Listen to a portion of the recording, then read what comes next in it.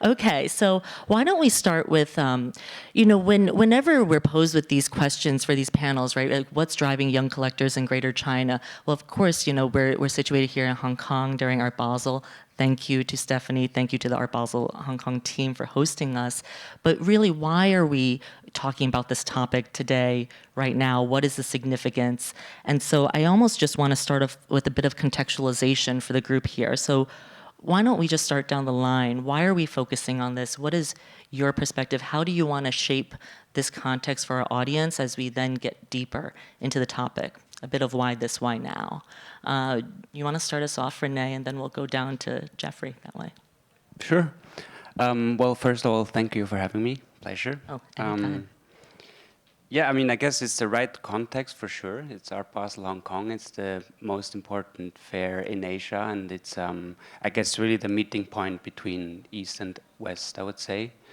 And obviously, it's sort of the gateway to China that is just playing a bigger and bigger role internationally in any context, I guess, and for sure also in the arts and in culture, and like also just seeing at the immense drive and the appreciation of culture in general in China and in the Chinese society, I think just means that there is definitely things to talk about. Great. Over to you. Why don't you take us off, Carola? Sure. Yeah, I also see it in my daily work, of course. I mean, we have so much interest from collectors from Hong Kong, Taiwan, mainland China, and also from collectors from Europe and other regions who want to engage with one another, who want to exchange stories. Also, they're collecting narratives. And this combination of East meets West and fostering relationships like exchange, but also building up new foundations, new cultural institutions, learning from one another. I think we are in a most exciting moment. And yeah, with this, I would hand over to you because you're hands-on with it, right? Yes, thank you so much. And I'm so excited to be in conversation with you guys. I mean, I moved back officially to China last November, and I studied art history at NYU in New York. So it's really important for me to start thinking about what it means to be back home and to really focus on this region. And I've been thinking a lot about archiving, a lot about documentation and collecting. I think it's so varied, and especially with this new generation, there's so many access points through art, through design, through fashion, through music, and we'll talk a bit about our personal part as well later. So yeah, there's a lot to speak on. Yeah, so I want to push you all a little bit on this because there's we could be talking about young collectors in Greater China. We could have had this conversation last year, the year before. But I find we are at this particular time right now, both, not just thinking about China, right, where China is today, but then also where these young collectors are going around to all of the different countries, especially in the post-COVID era too. I mean, it wasn't possible for a couple of years where we weren't able to even have this event. And now, a few years later, we've now opened the doors more, and I find the flow, even going to the fair yesterday, right, seeing that energy. What do you think is so significant, particularly right now? I'll go reverse, but I thought I would just push a little bit deeper, and then we keep going. Yeah, I mean, it's a lot for me. I just started collecting last year, so it's been a year, but I come from a family that has been collecting since 1993, and my dad focuses on historical Chinese art, a bit of it. At least it starts from the Tianlu dynasty till the contemporary. And what I've been thinking about is this intergenerational conversation, and how do I bring my experiences, like you're saying, coming from Beijing. I'm from Beijing, but studying in New York, and how do I meld all of these different conversations together? Because what I've noticed is that it's a very unique experience to be diasporic or have this East and West identity, and it's a privilege, and I'm really grateful to have these multiple access points or ways of thinking. So how I see it is really being in conversation with others and building community and trying to understand how collectively we can grow together and discover more, better, greater art. Yeah, that's I see that. That's fair. And then maybe, Carola, since you also focus on not just advising clients, here in this region, but also more broadly too, what do you see as significant about this point in time and being able to focus on collectors out of Greater China? Well, I think for me, one of the most interesting and exciting parts of my work here with families, and that can be, first of all, probably be the next generation collector or the parents together separately, is to really shape their collecting history. And it's a lot about intergenerational collecting.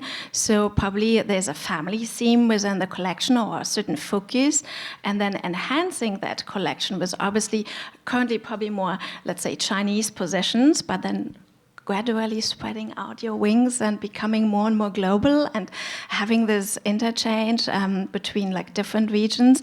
This is what makes it so exciting. I think we're in a very particular great moment also with the rise of private foundations, private initiatives. Most of them have been founded in the past 10 to 15, let's say max 20 years. And we see a whole new way of creating also in that sense. So it's no longer about separating, let's say, Chinese ink painting, calligraphy, from also other positions, from other regions in the world. And I think this is something that is so remarkable. I mean, we are really living a transitory moment in, let's say, the art history and the history of mankind, that we are finally combining this thanks to each of our initiatives, and that's great. Yeah, and you had mentioned earlier also around the use of digital in this space too, and just having access to more of that information, that type of communication and exploration as well. And I find this group of young collectors too, right, use it so much more to learn and also just even engage and sometimes even acquire. And so, do you have some thoughts about that too? Well, I'm a bit old-fashioned in that sense. I certainly follow many artists, and I'm so happy that AI exists and also introduces me to new artists through Instagram and many other, let's say, digital channels. But ultimately, I have to say, we are here at the fair.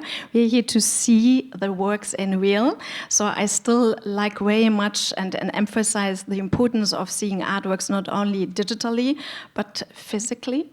And I mean, obviously, during the pandemic, this was our life-saving moment. I mean, all those online viewing rooms, all those initiatives that all of a sudden came up. I mean, in the meantime, we got used to it, and it's part of how we discover artists, how we collect, and how we probably also exchange information much faster. But ultimately, it's about this, let's say, connectivity, us sitting here together, exchanging ideas, like, what did you discover? Whom are you liking right now? Whom are you following? Ultimately, it's still about, thankfully, personal conversations and personal network. And René, you've spent so much time in this region. What do you see as this distinctive period right now that is, as Carola mentioned, it is a particular transitional period. And I find the same. I mean, Jeffrey, you are part of the generation that we're really talking about here, right? And the previous generation didn't necessarily have all of these resources and access to such a global market too. What have you seen, and why is this, again, a bit of why this and why now? Yeah, it's probably also interesting to think back at the sort of pre-COVID area and then what kind of happened the last 5 years or so, because I feel like pre-COVID, sort of the interaction and the dialogue between China and the West was sort of at its peak, right? And then, like, out of nowhere, it just got shut down completely, and then for quite some time, especially in such a extremely dynamic environment. The changeover of people, like young kids, entering the market or the scene, but then also people like leaving. So I think it was quite interesting to see, because I spent most of my time during the pandemic in China, so I was kind of on that side, if you want. And I think it's always generally easier. I think there is more information about the Western context that you can get from within China than to kind of understand China from the outside. It's a little bit of a black box in a way.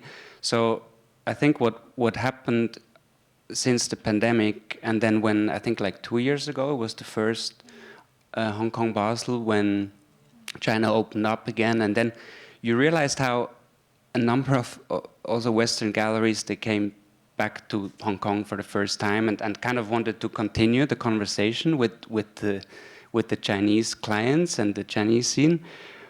But then so many things happened just within these 3 years. Like there was like a huge amount of new people that, you know, there was just no. It was really hard to pick up the conversation. I think after these 3-4 years, and I think this is still happening. Like I think when you talk to peers or the galleries, or you realize there's just a lot of new people like in the scene from, I guess, mainly from mainland China that yeah, I think really needs a lot of obviously. It needs time to talk about it and to get to know each other again. So I think it's important to talk about that, yeah. Yeah, I find that you know, a lot of these young Chinese collectors have these aspirations, right? To almost, they are eschewing. We're talking about, you know, these East-West divides, but actually they're eschewing these traditional notions of what that means, right? You mentioned diasporic, you know, the entire transnational dialogue. Even institutions are thinking about this now too.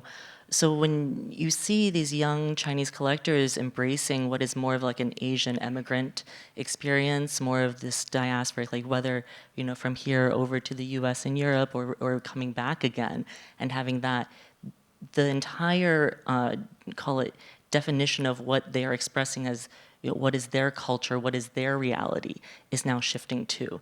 I imagine that would have a massive impact, of course, on not just, you know, as you say, in the past few years, right? These are new institutions coming up, you know, new foundations, new collectors coming into the fray, developing these spaces. But what are some of the, you know, examples that you've been seeing of this play out in the course of your own work?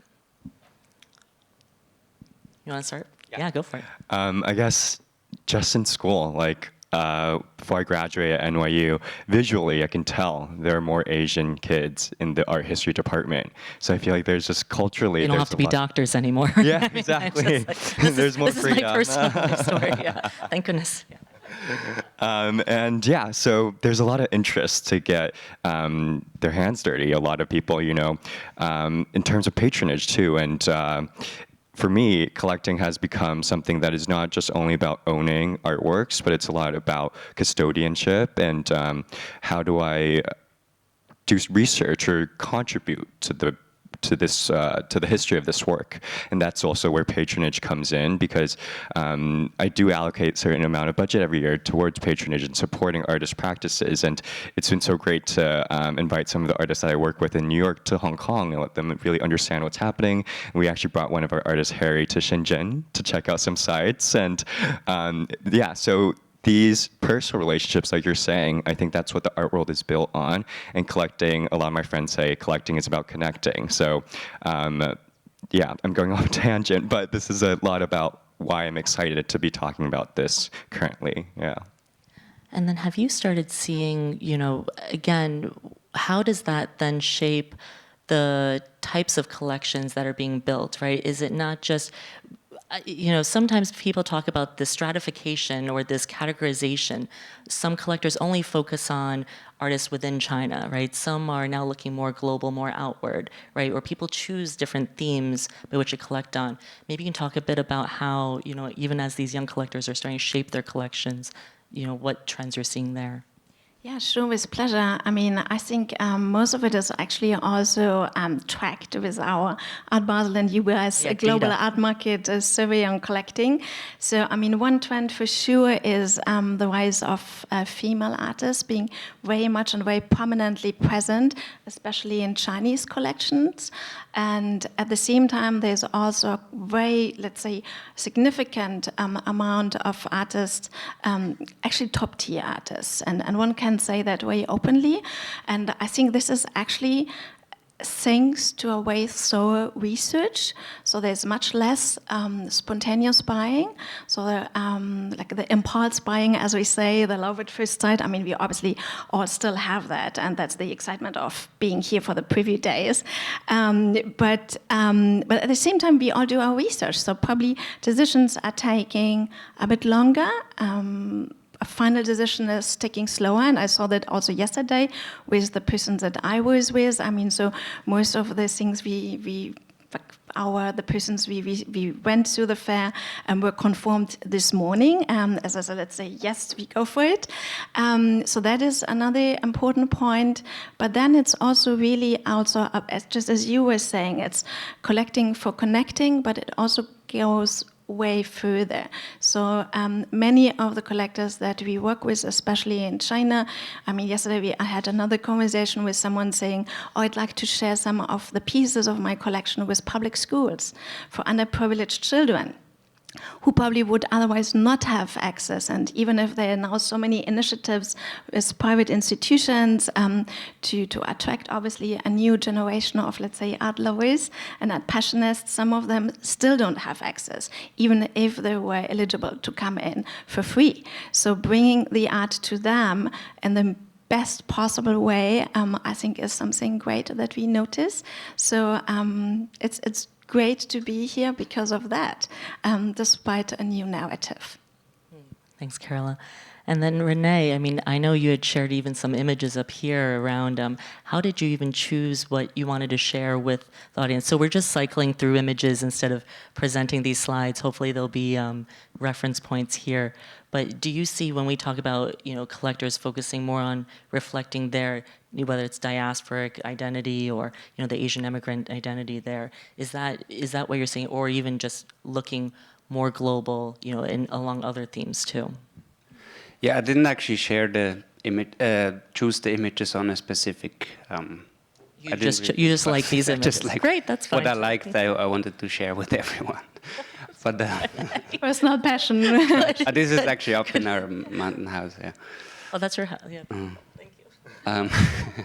Well, then maybe instead then. Okay. No, but sorry, the second part of your question, I guess, is probably more interesting. But I think so. For sure, when you think about like China, mainland China, is still like a quite, an art ecosystem that is at its beginning in a way. It's still a young ecosystem, right? So you see a lot this, and which is very good, like this kind of very holistic approach to what to do with the collection, or not just like collecting in the sense of, oh, I like that, I want to have it, but as also Jeffrey was saying, a bit like this community thought, and then just how do I do a sustainable collection? What do I want to connect? Because there is a lot of opportunities, I think, thinking about like the system is not so matured there yet. So there is also really a lot of work to do. So it's amazing, like having people like Jeffrey, young people, like with that kind of enthusiasm and knowledge already. It's fascinating coming back and kind of helping to build up that whole ecosystem, and that's really what you see. I think in terms of collecting, it's quite interesting. Like now we're talking a bit about this diasporic also experience because it's art, it's collectors, but it's also artists, right? That would go abroad to study, and then obviously grow up in a completely different education system and society than within China. And if you think about generally what artists deal with, is they're basically, that may sound trivial, but they're observing what is around them, right? So I think it makes a huge difference if an artist is in the UK or in the US or in China in terms of what he's observing and how that translates into the work. And the same for collectors, I think, like as a collector and as a gallery, obviously you want, like, the thing why you're interested in collecting something is you're interested in how an artist sees the world and what he observes around you. So I think that kind of cut again, like thinking back COVID, where there was this 4 or 5 years, and that's a lot in such a dynamic environment. There were almost two different narratives in the sense of like what collectors who were in mainland China looking at, or the artists they were looking at, and what artists, I guess, for example, Jeffrey was looking at, just not being able to, you know, travel to China and the other way around. So it's quite interesting. And I think it's unprecedented what's happening also now with this, like huge crowd of young people coming back to China, and you know, there is a clash a bit of these two worldviews in a way. It's really fascinating, yeah. Yeah, and not only are they, I mean, when you say they're traveling to different locations, I mean, you know, I just know they have gone to not just the entire biennial scene now, right? I mean, it seems like every city now or every location almost has a biennial. They're traveling to learn about art, you know, obviously through fairs like Art Basel, these biennials, you know, going to different institutions around the world too, and bringing that context back as well. It is wholly different than, you know, a lot of the homegrown out of China. And China is, as you were mentioning earlier too, Carola, right, lineage of 5,000 years of this history too of collecting. And often people just focus only on the antiquities or ink, and even those are being now redefined in ways that are contemporary and informed both within the country and abroad. René, your answer actually really tees me up to the personal part of this panel, which, you know, even when we were preparing, you had shared with me how you had seen some of these, you know, like shells of these museums or these structures that had been developed and then maybe abandoned because there wasn't that longevity. I mean, you've really seen the rise, right? You've been in Beijing for so many, you're fluent. I was sharing earlier that I walked by René yesterday at the fair, and a couple of you I know in the audience were with me at the time, where I then overheard René speaking perfect Mandarin to the collector who is also with him, and I was struck by that. But maybe you can share a bit about how also your personal journeys have also led you to focus not just, of course, on art professionally, but also on this region in particular. I think that would be worthwhile. Why don't you start us off, René? You can start it in Mandarin too if you like. Oh no, this is in English. It's fine. Yeah, go for it. No, I mean, obviously, I feel like after 20 years in China, it would be a bit embarrassing not to speak any Chinese, and I think it would be definitely less interesting and, you know, just strange. But yeah, so I came to China in 2005 to study Mandarin actually, and then I was, I mean, then there was a bit of a blur, I guess, beginning of my 20s. But I was in China. We'll dive into that part later. Right. But basically, I was in China. I was, you know, kind of jobbing for my father's gallery. I would sometimes work with artists directly, like Ai Weiwei, when he was doing that fairy tale project for Documenta, and it was a super fun time. I think it was also a good time to sort of, just figure out different things. Because I guess I always sense that once you commit to sort of a family business, you know, there is not really a way out, or not an easy way out, I guess. And and then it was just such a fascinating environment. So I guess I just never thought about doing anything else, and then one thing led after the other, and then it's just fascinating to see what happened since then. Since 2005, it was really a bit of a different world, and I was probably your age. I don't know. I was in my early 20s, or no, you're mid-20s or something. But yeah. We're not disclosing ages on this stage. No, but I was just curious for myself, like more or less, just if you were already alive or not, you know. That's fair. That's fair. I was alive. Right. No, just kidding. And then also how collectors behave obviously changed a lot. I think there was this time when, you know, you saw all these like huge museums, you know, but basically shells rising up like mushrooms without any content, and that was really like a crazy experience. Also, like it was almost a painful experience, like how you see all these buildings rising without any content whatsoever. if you were able to actually do something sustainable, but that's a very small amount.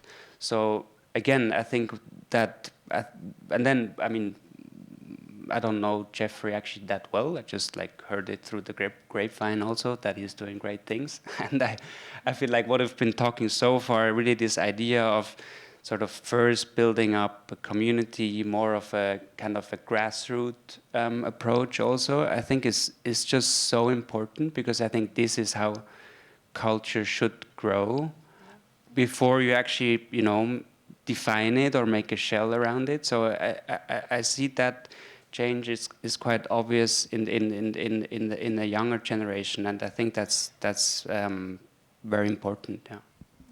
Thanks, René. Carola, over to you. Yeah, so for me, the pivotal moment was actually the first edition of Art Basel Hong Kong. And as an art enthusiast and art fair enthusiast, I absolutely wanted to go back then with my husband to the first edition of Art Basel Hong Kong. It was my first time in Hong Kong.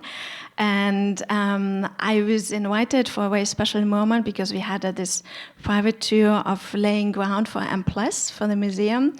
And this was for me the moment of revelation, of discovery. Ever since I have this huge admiration and love for Hong Kong, but also obviously China, Chinese artists, and there's been also great enthusiasm for Chinese art in general within my family, with the people surrounding me, and with this actually, so the past, let's say 10, 11 years, so it's a decade. I'm sorry to say, I have to indirectly admit my age, so. I mean, this all came together and fell into place in a very nice way. And for me, it was also last year, the first time I was back since the pandemic. So I saw how much has changed, and I think it's great. And let me add probably also one thing that I think is so cool to see in terms of change and how it all started. I think many of the artists and galleries are also doing a great job in preserving the most recent history in terms of archiving, also oral history. And this is something that I find particularly interesting and that really strives me. And being part of that is really cool. And maybe Jeffrey, I love that you're bringing your personal experience already into it, but I'll probably ask you to focus on one part, because when we had this conversation before, René, as René mentioned, right, you're going to the family business, right? There's kind of the, it's you're in it, right? You're in it, and you've always been in it. And Jeffrey, you had to fight for it in some ways, right? And convince your parents why this is an important thing for you, why this passion is worthwhile. And so maybe you can share a bit about that journey also with the group. Yeah, I mean, I always like to start with my lore of how I got into art. Essentially, during high school, I was obsessed with Lorde, the musician, and her album Melodrama was so lyrically beautiful, and the way that she crafted her world. I mean, she has synesthesia, so it's a technique or a characteristic where she sees colors when she listens to music, and I was just obsessed with the creative process and what artists can do in world building. So I was always just researching not just fine art artists, but musicians, designers, and it was for me always about world building, and that I think is such an addicting thing to look into, because you can really go into a black hole. So I think in my notes, there's a lot of random pages about artists, and I think that's what honestly convinced my parents to be supportive of what I do. It's just that I just can't stop sharing about these artists with my parents, and I watch these indie films with them and really try to introduce them to what I'm seeing at school or with my peers. And I would have my friends over to watch music videos all the time to see what the pop stars are doing. So so it's always just about this passion, and I think a lot of these young collectors too are accessing the art world in this way, where it's not just about the art, in a way that they want to see that they can be part of it and really be growing with the artist. And so that's why I started Stilllife, and I was really, really lucky to work with some of the best of my classmates, and shout out to Zora, Kat, and Shu.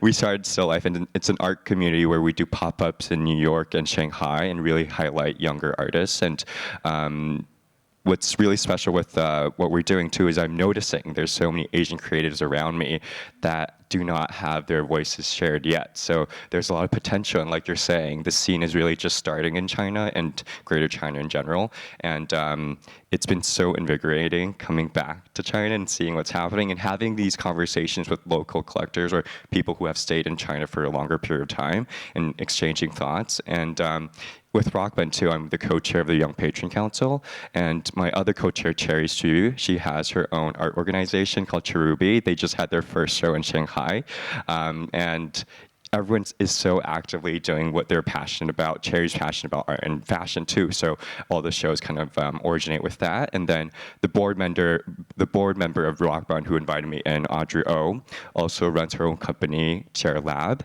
and they're doing an exciting whole year this 2025, and working with some really big name artists. So and Rockbund itself, I mean, our director Drew Noel came from Guggenheim, but they're from Shanghai, and now they're back in Shanghai producing these really wonderful shows and really breaking boundaries. So this community I'm really, really grateful for, and I think that's a big part of how I want to invite my parents to join into and really see what's happening with the younger generation.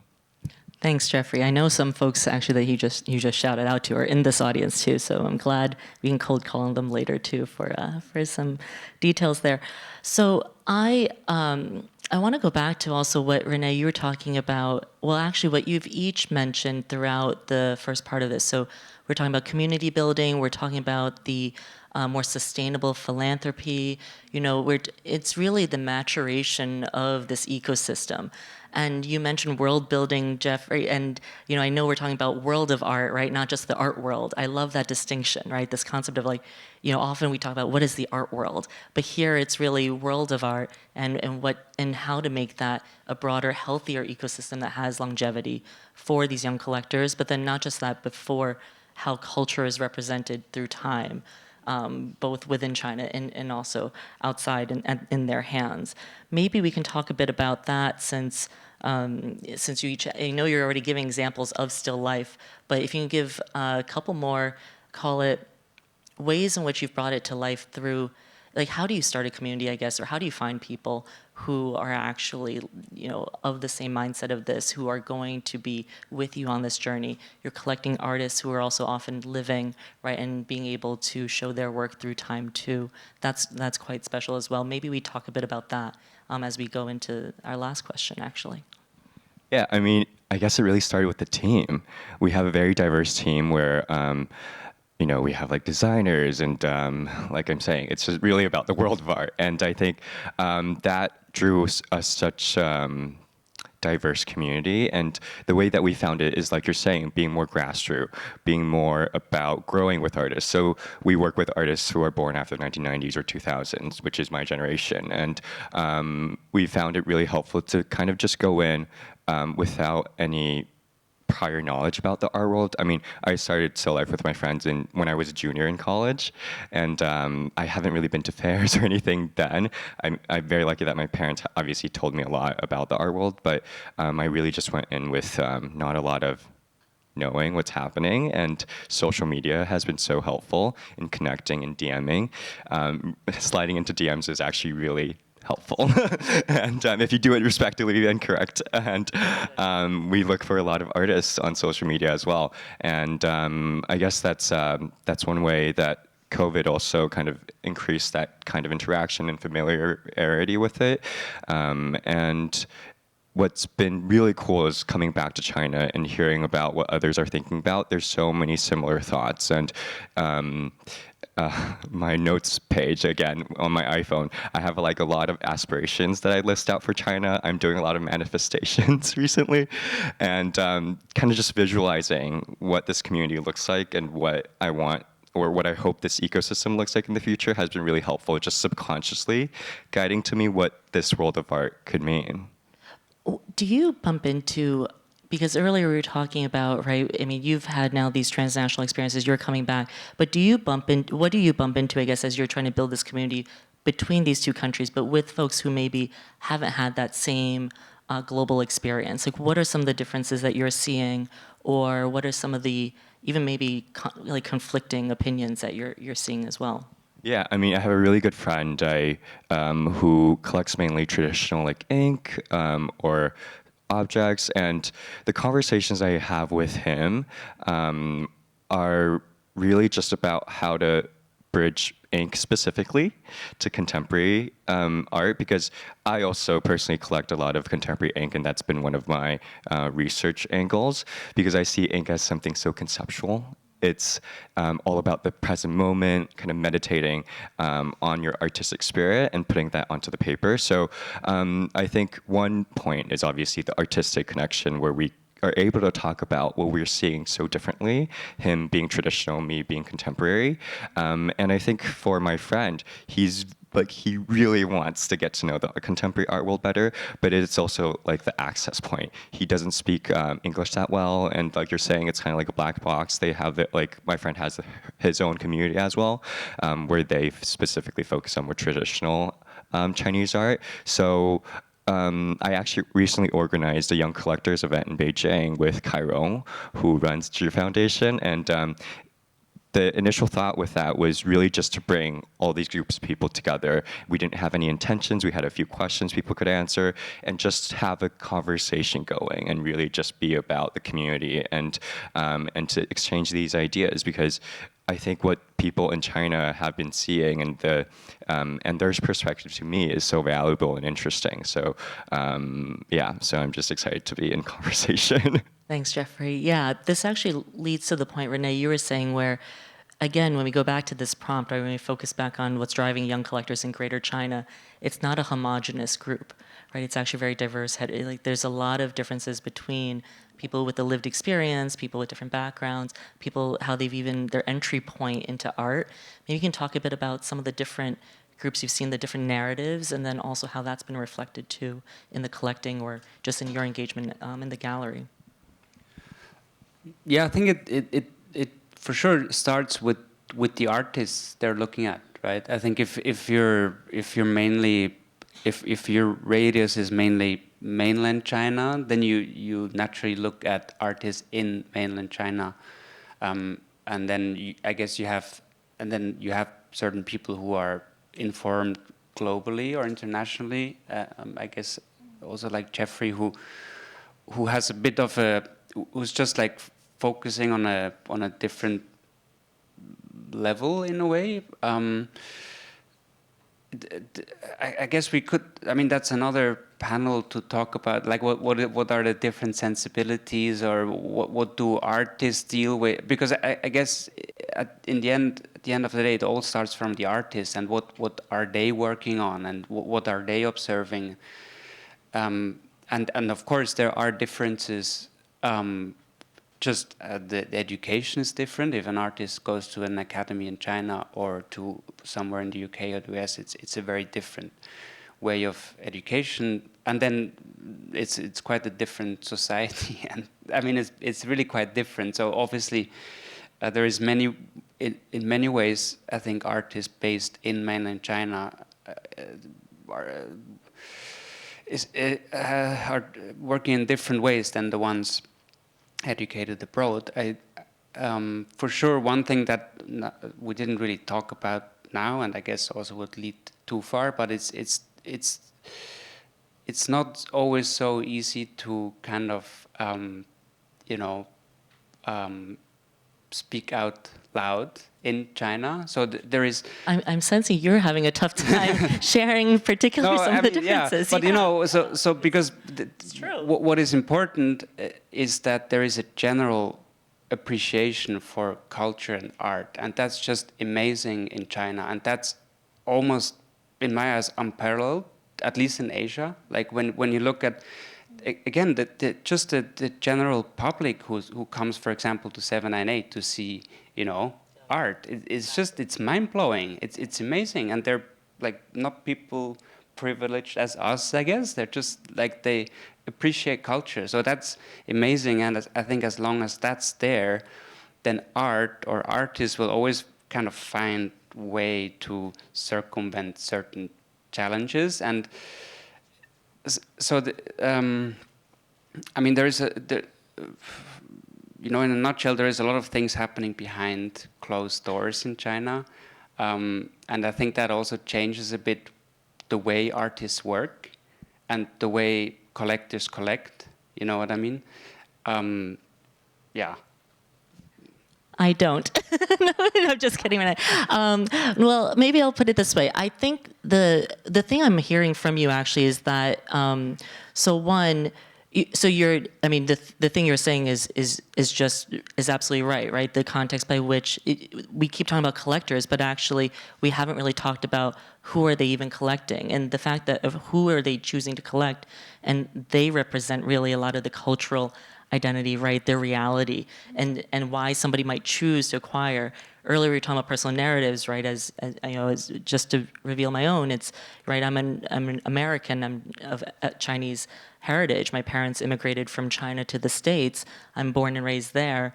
But I only started collecting Asian and Asian diasporic arts when I moved to Asia, when I was then really surrounded by it too, right? There's a bit of that as well, to your point around, you're right, what are, you know, I will only choose something in terms of understanding, does this really reflect my identity? Does it reflect my lived experience? And if the artists have only certain experiences too, right, then what is possible there? Yeah, I mean, I think, like, for example, artists working in mainland China, they quite excel at being subversive. You know, To be, and a little bit more nuanced, or even how to express certain ideas that they have. Yeah. Sure. And quite often, like, I guess because if you're in Europe, you know, I guess it's easier to be outspoken, so you don't actually have to find ways to be more subtle or subversive. In America, it's a sport. It's like, how often can you outspeak about, you know, the government or things like that? It's true. Yeah, and actually what you say about artists within mainland China, I've actually heard this of artists in other countries as well, where, you know, there might just be a stronger, you know, call it, you know, political, I'll be very direct about it, right? Some censorship, right? There are certain things in which, like, you know, lines you can or can't cross. There's certainly that framework, right? And does it help or hinder the art making? If anything, I just had a conversation with one artist who mentioned, you know, actually with those constraints or with adversity in some ways, sometimes some of the most challenging, interesting works come out of it. And so that, to me, is a very exciting thing then to also inform a lot of the young collectors coming out of this region too. So thank you for bringing us there. I know it's always tough to really go there, but I think it's the reality of it too. The other thing that we had talked about when we were preparing for this was just around, you know, a lot of the news around the economic realities in China today, especially for young people in China. I mean, what we're talking about is a very small slice of folks who are, to your point, like, very privileged to have this access, have these opportunities, and yet, you know, today a lot of young people in China are having, you know, there's financial and economic challenges too. I'll just leave that. Hopefully everybody's okay so far in the audience. Anything okay? Anybody disagree with anything yet? It's okay to, actually. I'd prefer it. Okay, we're gonna keep going. I have oh, good. Beautiful. I love this. Yes, Stephanie. Thank you. Thank you. Hi, sorry, I'm Melanie. I'm a journalist at the Financial Times. And I just wanted to pick up, it's a very prosaic question after what's been a really interesting chat, but I've just been wondering all the time, where do these people make their money? Is it all family?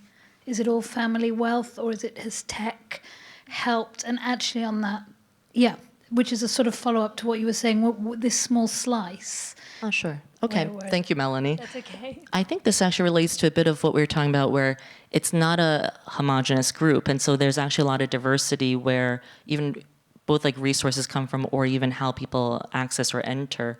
You've probably each experienced, maybe Jeffrey, if you want to speak a bit about, since you're building these communities for young collectors too, some of the examples there of how, I mean, I bought my first artwork on installment, you know, when I was making no money. And so, you know, how do people enter this space and have it be accessible to them?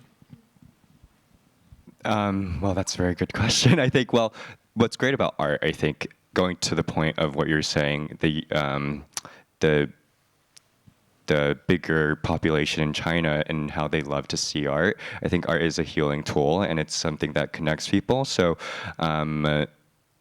with what I hope to do, and I am really lucky that my family supports what I'm doing, and I obviously also want to be able to accelerate my own ideas with the general public and kind of being able to promote art in a bigger audience way.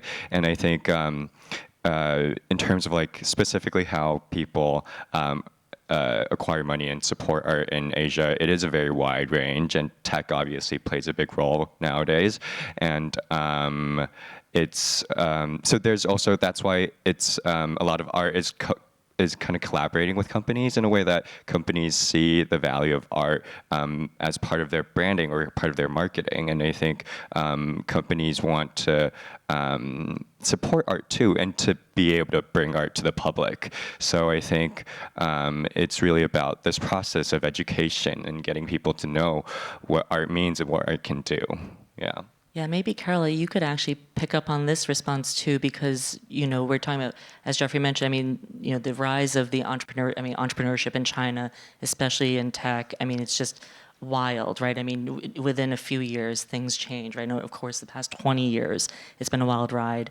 And then also, you're talking about new generations of wealth creation and wealth building too, right? And really, some of the first generations of also being able to pass down this. I'm sure, Carola, you've seen that in your work, so maybe you can pick up on that to help answer Melanie's question here. Yeah, it absolutely is like that. So there's a whole group of collectors who have been growing up already with their parents collecting, just like you.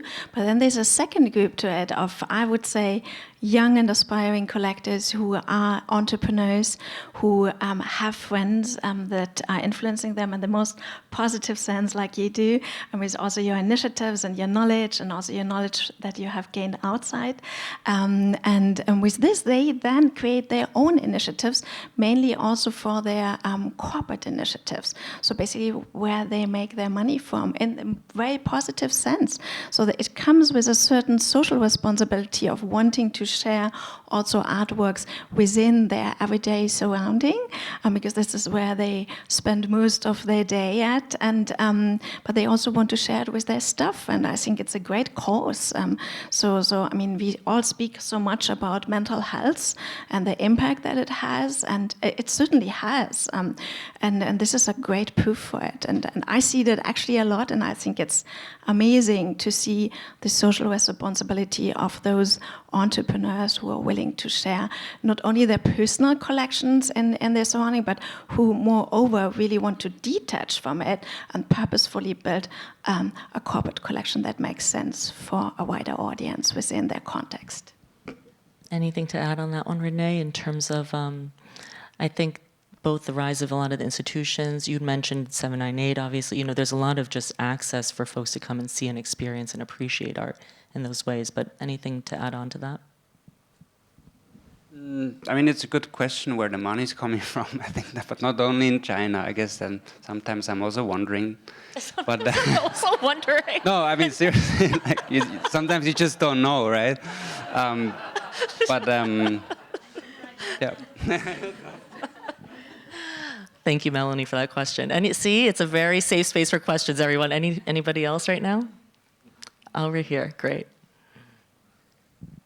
We've officially moved into the Q&A section as we've led into it. Thank you so much for all the insights that you shared. I love that, Margaret, you talked about how the collecting community isn't homogenous in Greater China. I'd like to direct my question to Jeffrey, and a little bit more personal, about the different entry points and the fact that there are so many different types of young Chinese collectors.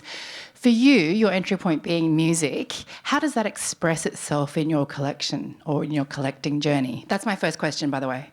I have a few more. That's a great question. Thank you.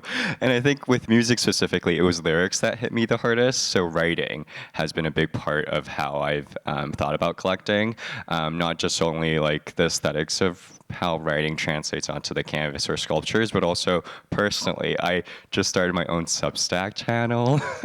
I don't know if anyone's familiar with Substack, but it's essentially long-form writing, and I've been writing about like artist Meile, which is this older generation performance artist that does not get his dues in the contemporary art world, and for collecting specifically, I want to focus on these underrepresented historical or older generation Chinese artists, and also the emerging. So both are kind of voices that are not as much heard in the contemporary art world or the global art world as yet, but have a lot of potential. And writing, for me, is one way to really get into the meat of it and to do some research.